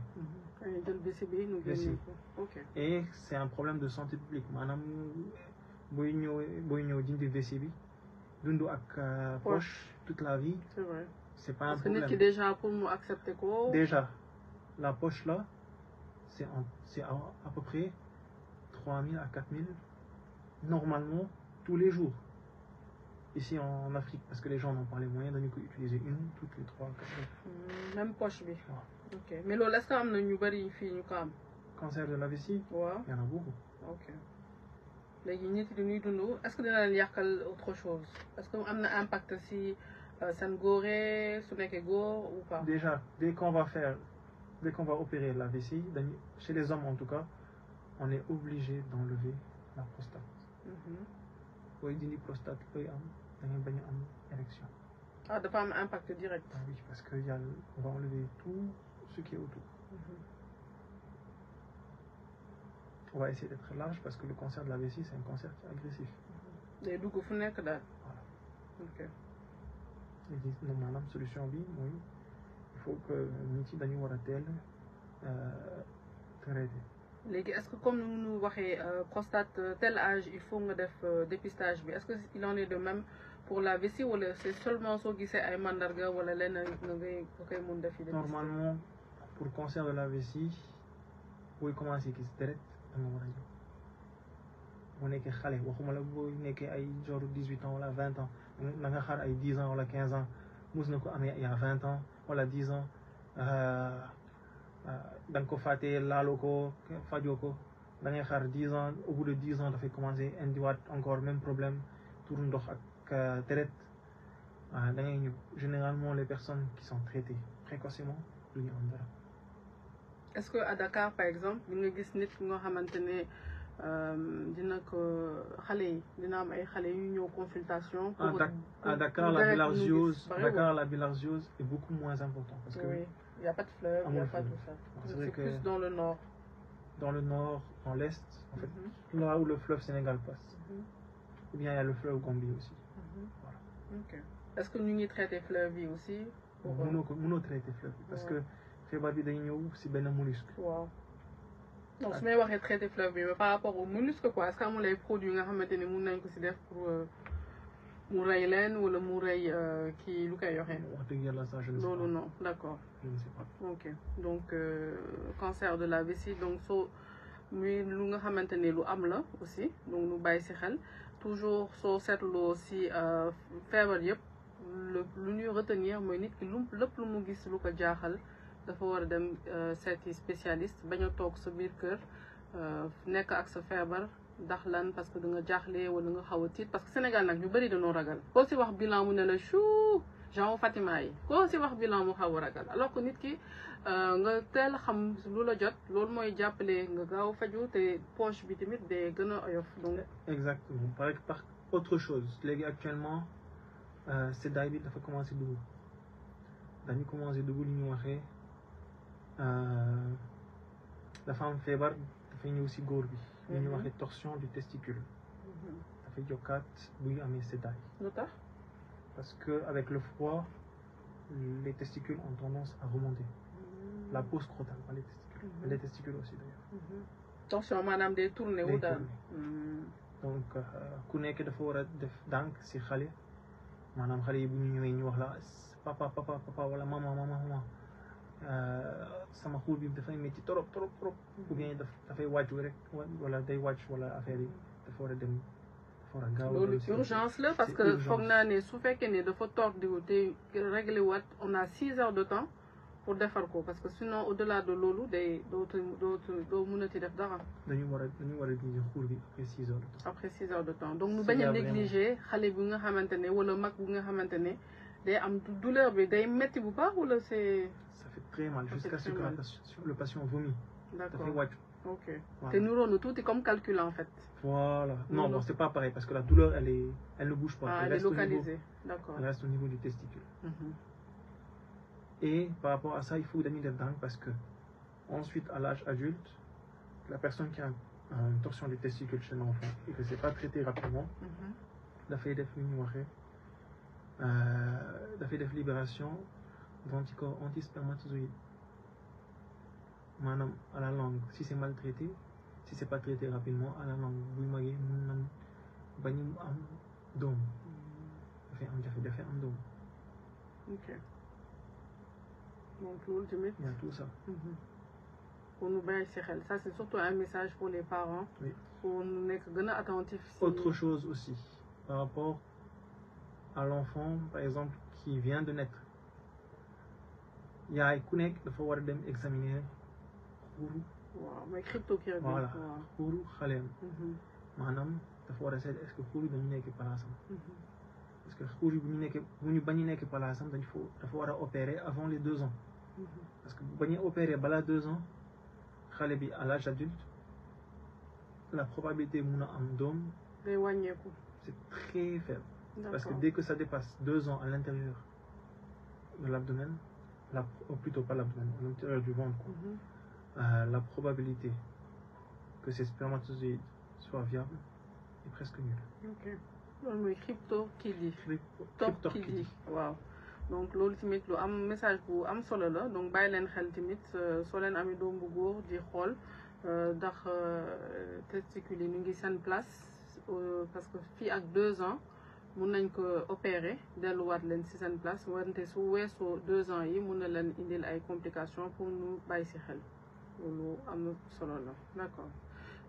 Si wàllum kii xale ya ce qu'on appelle la varicocèle mooy lan. Varicocèle mooy da ngay am problème ci siditu xuur yi. Ce qu'on appelle dilatation du plexus pompiniforme. Varicocèle bi il y a plusieurs grades. Il faut savoir qu'à peu près entre 20 et 25% de tous les hommes dañu am varicocèle à gauche. Mais généralement dafay nekk grade 1. Est-ce que loolu am na mandarga. Grade 1 c'est rare da ngay am mandarga mais yeneen i grade mun na la joxe ay métitu xuur wala métit bi day yéeg boo watu ni ko waxee encore si suuf biir bi à gauche wala à droite ça dépend fu métti ak fooy amee varicocèle bi mun na la joxe lii. ok loolu lu graaw la wala ça passe. varicocèle bi avec le temps mun na la joxe jafe-jafe am doom maanaam day altérer spermatozoïde dafay wàññi tamit xuur yi taayu xuur avec à la longue maanaam mun nga gis tey kenn dafa am volume testiculaire bu normal nga ñëw gis ko au bout de 5 ans wala 10 ans musul faj dafa amoon varicocèle grade 3 fajul bu mu ñëwee dans 10 ans xuur bi dafa wàññi taay. ok comme ñaa ngi wax ci wàllum testicule yi tamit parce que ñun en consultation loolu tamit daf ñuy faral di dal ñooñu di sol lu serré parce que nee nañ testicule yi dafa lu tax ñu yàlla génnee ko c'est que dafa soxla aération maanaam ñemewul tàngaay parce que mun na yàq maniw bi maanaam spermatozoïde yi tàngaay bu bëri bi mun na leen rey am na yenn métier malheureusement ñu fekk waaw ñu nekk ci tàngaay ak yooyu mun na am impact ci ñoom est-ce que ak phénomène bu am nga xamante ni léegi góor yi dañuy bëgg a sol lu serré ak yooyu est-ce que loolu am na ci impact. Il n'y a pas d'étude spécifique là-dessus mais vous l'avez vous-même dit maanaam xuur bi dafa war a am température inférieure au corps. Le corps c'est 37 degrés les testicules c'est 2 degrés de moins.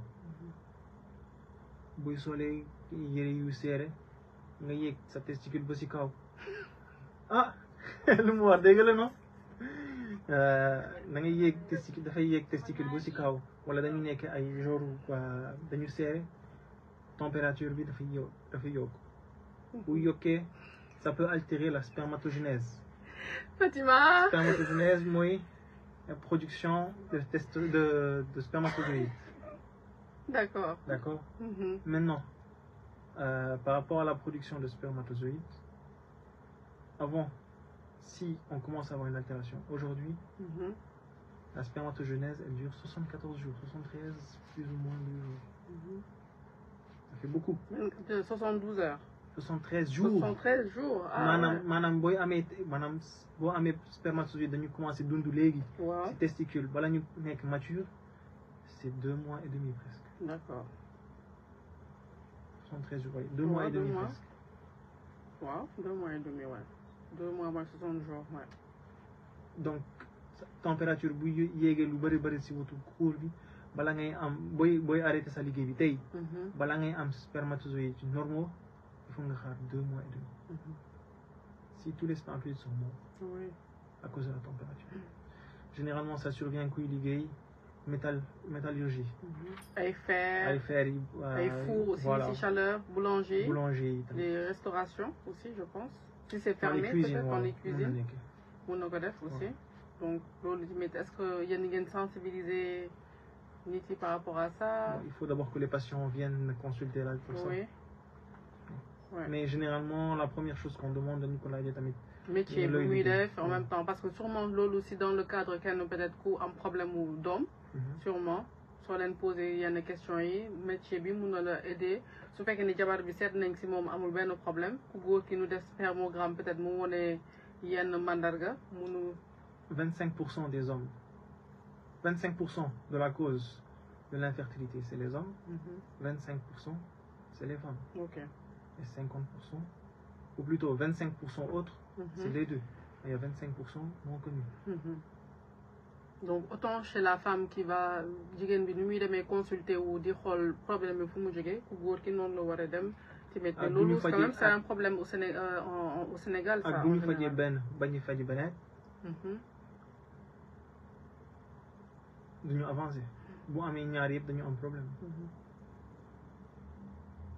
donc il faudrait que tous les deux aillent consulter ensemble. D'accord. benn bi mu dem ci urologue benn bi ci gynécologue. loolu c'est important parce que de plus en plus surtout sunu société ñu góor yi dañuy xaw a bañ wala ragal. généralement dañu xaar bu ñu takkee ñaareel wala ñetteel. waaw fii la ñu dem consulter. waaw su ñu gisee ne que ñoom ñëpp kenn mënu si am doom. mu soog a dem.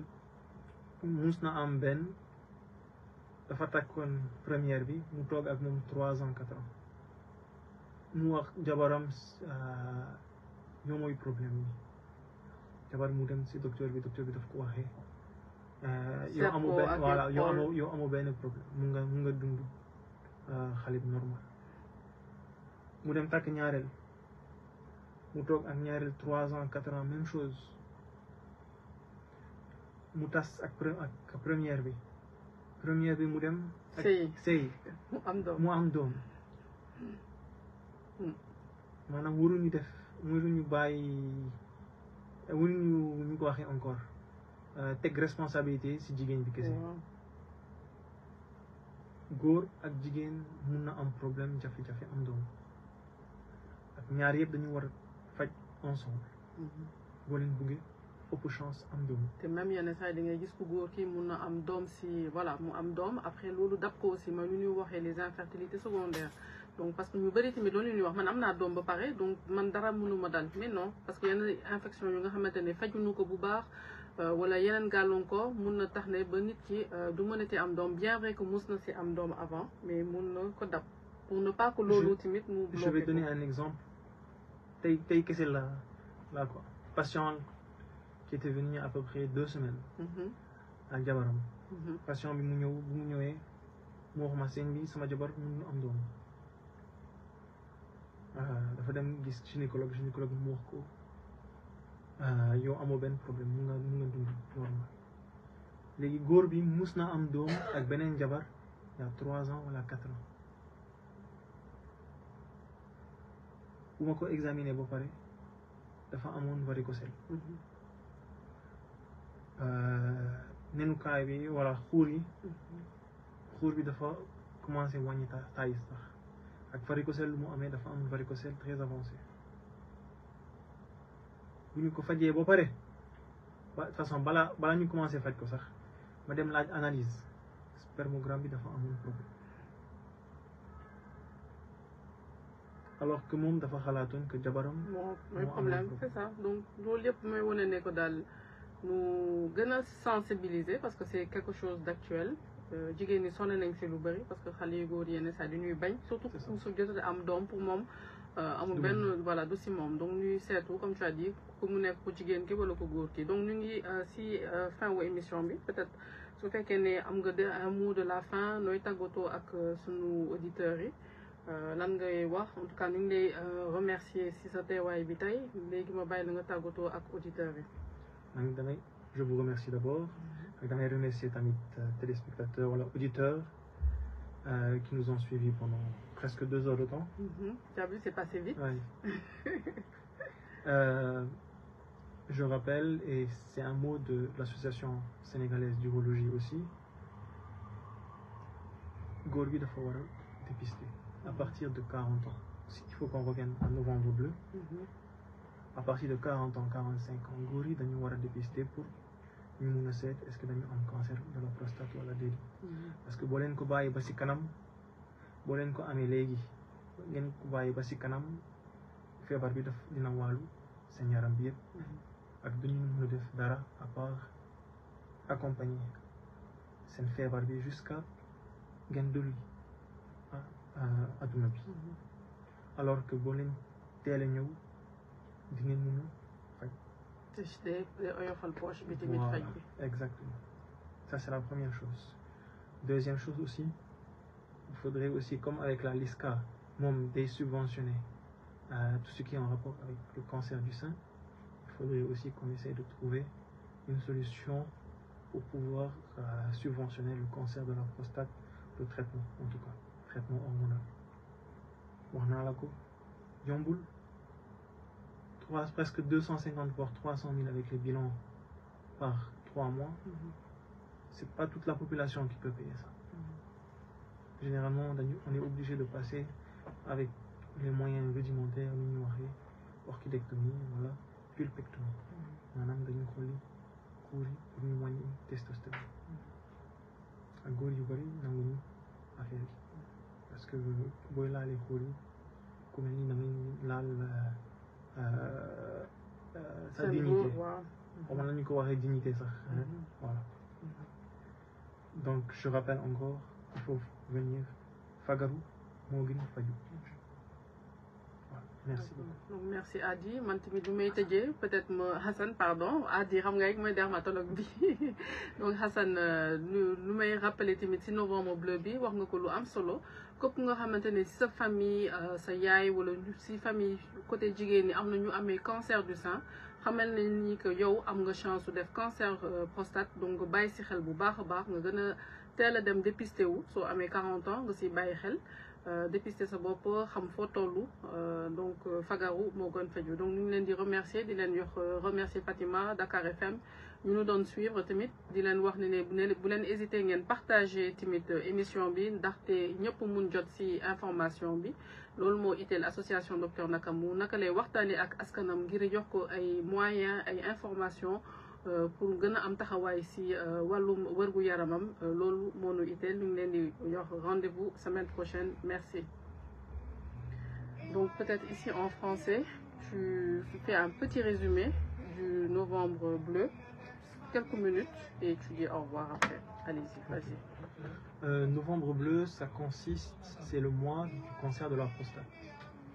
Et le cancer de la prostate, c'est un défi actuellement parce que ça touche une grande partie de la population mâle à partir de l'âge de 50 ans.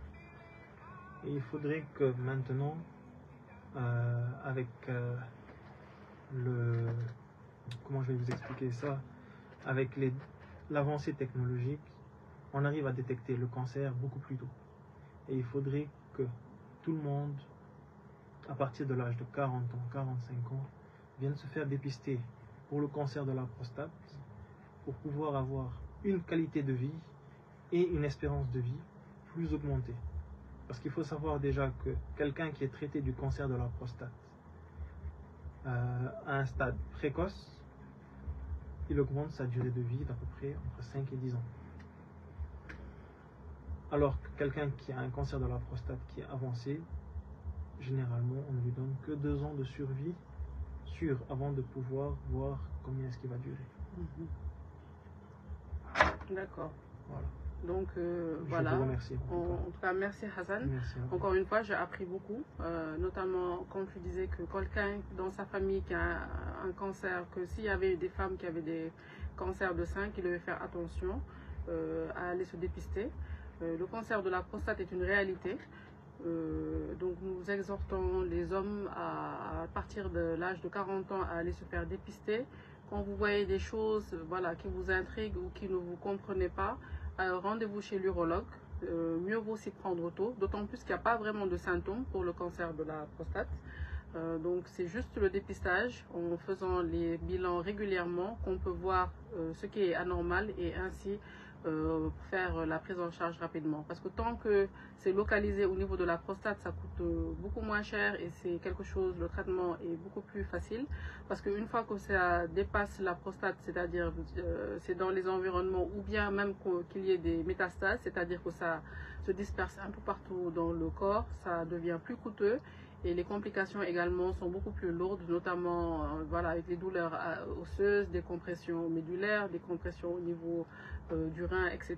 Donc, ce qui montre que le dépistage a vraiment sa place et nous vous exhortons donc avec le mois de novembre bleu, à vraiment faire ce qui est nécessaire. Donc, on vous remercie et on vous donne rendez-vous à la semaine prochaine, Inch'Allah, pour une autre thématique. Merci.